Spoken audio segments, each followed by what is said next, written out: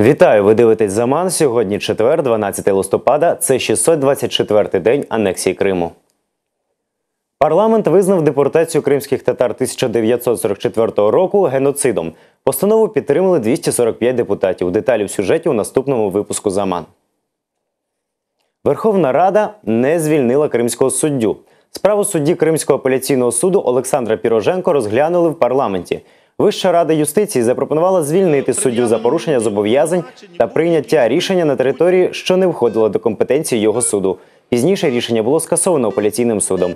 За звільнення Піроженко проголосували 139 народних депутатів, в тому числі голова Меджлісу кримськотатарського народу Рефат Чубаров.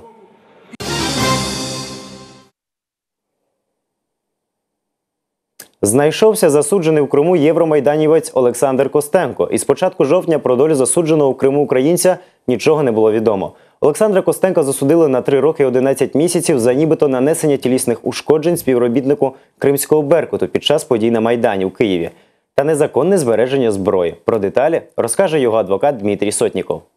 Наконец нам стало известно, что Александра доставили ИК-5 Кировской области. Официальных документов пока нет о его местонахождении. Вот информация о том, что он находится в Кировской области, я узнал, позвонив в колонию. Там подтвердили, что он находится. Сашу Костенко сбивали, пытали. Судья не стал нас слушать, сказал, что это предмет другого судебного разбирательства. Конечно, я хотел, чтобы Саша в нем участвовал лично. Но на тот момент, когда он находился в Крыму, по надобным основаниям, нам отказали в рассмотрении не в силе. И вот сейчас мы подали жалобу по новой, учтя те позиции, которые не понравились судье. Жалоба у нас принята. Будет рассмотрение данной жалобы. Бетонна плита загрожує мешканцям Ялти. Будівельники залишили на крані підвищену бетонну плиту, яка розгойдається прямо над пішохідною зоною. Охоронці будівельного майданчика пояснили, що це необхідна противага, аби кран не знесло сильним вітром. Однак за нормами безпеки стріла крана не повинна перебувати в положенні, коли вантаж зависає над дорогою чи пішохідним тротуаром. Частина фасаду житлового будинку впала на автівку. Це сталося в Сімферополі на вулиці 60-річчя жовтня. Розбите лобове скло, постраждалих немає. Представник ЖЕКу висловив співчуття власнику авто.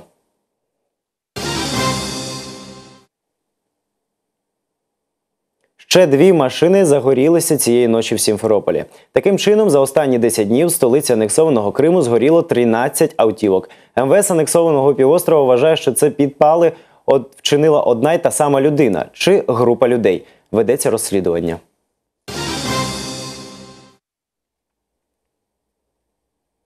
В Криму зник чоловік Ісаєв Фарік Едемович, 1974 року народження. Він пішов з дому в селі Строгановка Сімферопольського району 30 жовтня цього року. Він був одягнений у чорну куртку та джинси. Зниклий страждав психічними розладами. Усім, хто знає про його місце знаходження, прохання повідомити за телефонами, що ви бачите на екрані.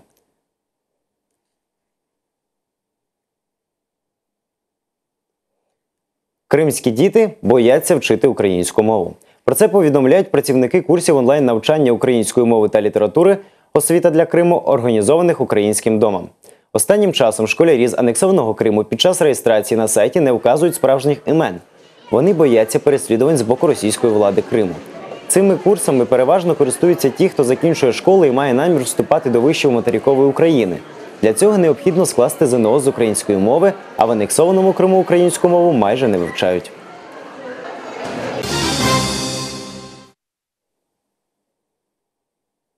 Кримчани віддадуть борги за кредити в українських банках російським структурам. Наразі органу, що буде заарештовувати майно кримчан, немає. Але за дорученням Володимира Путіна, голова анексованого Криму Сергій Аксьонов створює відповідний орган.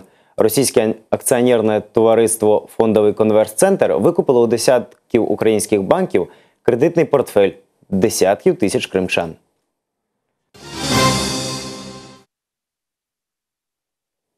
Кримчанин завоював медаль на турнірі з армреслінгу в Лондоні. Український прикордонник з Криму Олександр Цвітков посів 3-є місце. У змаганні взяли участь більше 100 кращих спортсменів з усього світу. Цвітков є багаторазовим призером чемпіонатів України, чемпіоном Європи, майстром спорту міжнародного класу. Зараз він працює у посольстві України в Королівстві Бельгія.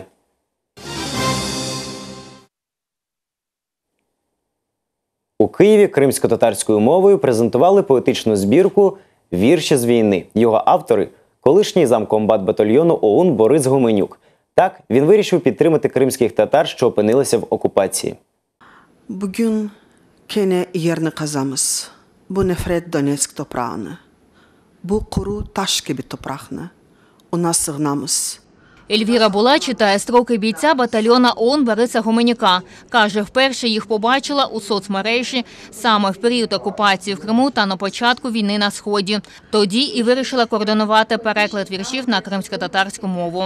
Спочатку я почала читати Бориса на Фейсбуці, так, і це були перші вірші, які почали читати українською мовою. Ну, це було те, що було у мене всередині, взагалі-то, тому що Крим був окупований, я не могла там вже жити, і ми потеряли свою родину. І я тоді відчувала всю ту біль, яку відчували наші хлопці, які були на війні. І це було життя. У своїх творах автор разом з побратимами воював на сході України, в Пісках. Там відчув запах війни, переніс крізь серця бої, перемоги, втратив бойових товаришів. Все це виклав у книзі. Нічого не треба видумувати, події відбуваються само собою.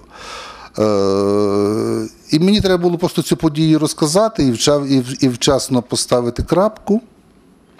І дати певне енергетичне спрямування, вбрати якусь певну форму. Збірку віршів переклала Майя Сафет. Зараз вона живе в Криму. Автор книги каже, з нею не знайомий. Вся комунікація відбувалася тільки через інтернет, через Фейсбук. Багато кримських татар казали, що переклад дуже високого рівня, що, власне кажучи, збережено все те, що є в українському варіанті. Автор книги найближчим часом планує поїхати на кордон з окупованим Кримом. Хоче підтримати кримських татар. Наразі надрукували 500 примирників збірки. 400 з них планують передати до Криму. Ільвіна Цибулаєва, Ислам Пінка, Заман, АТР. Кримські татари Ірану шукають контактів із співвітчизниками. Діаспора звернулася до секретаріату Всесвітнього конгресу кримських татар, аби налагодити зв'язки. Про іранську діаспору майже нічого не відомо. Їхні пращури під час Першої світової війни переїхали з Криму на Кавказ, а згодом в Іран. Представники діаспори повідомили, що в місті Гонбад-Егабус, розташованому в північно-східному Ірані, проживає більше 100 кримських татар. Незважаючи на віддаленість від батьківщини, вони намагаються зберегти рідну мову і культуру. Крім того, вони уважно дивляться телеканал АТР, прагнучи вдосконалити рідну мову.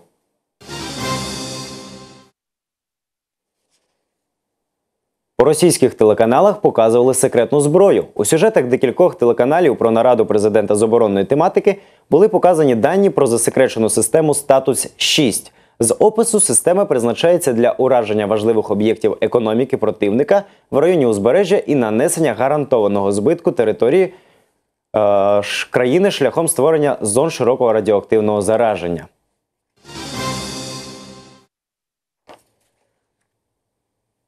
Вокаліст Лімп Бізкіт виступив з плакатом «Крим – Росія». Як повідомляє «Комсомольська правда», під час концерту в Воронежі лідер американської групи Фред Дерст розгорнув плакат з написом «Крим, Росія, Welcome». До речі, на вокалісті була толстовка з надписом «Раша». На сцені також була його дружина Ксенія, що народилася у Криму.